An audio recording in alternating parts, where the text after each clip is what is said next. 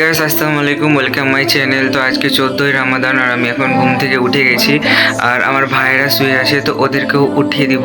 তো আমি এখন ভাইদেরকে ঘুম থেকে উঠিয়ে দিব। তো তোমরা দেখতেই পাচ্ছ এই যে ওরা সবাই ঘুমিয়ে আছে।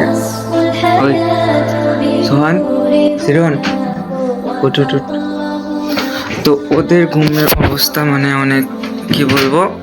তো তোমরা দেখো, এখন ফ্রেশ হব।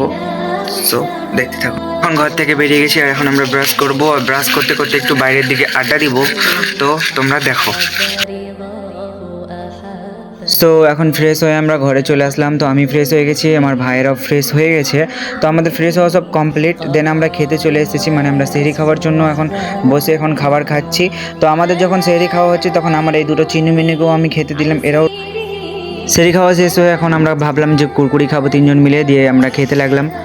সো গাইস, জোহরে আজান দিয়ে দিয়েছে, তো এখন আমি নামাজ পড়তে যাচ্ছি। টাটা। তারপরে জোহরে নামাজ পড়ে এসে আমি এখন কোরআন নিয়ে বসে গেলাম। তো আমি এখন কোরআন পড়বো, কোরআন নিয়ে বসে গিয়েছি আমি। আর এখানে আমি কোরআন পড়াও স্টার্ট করব, তাই জন্য আমি যেখানে আছিলাম সেখানে করছি।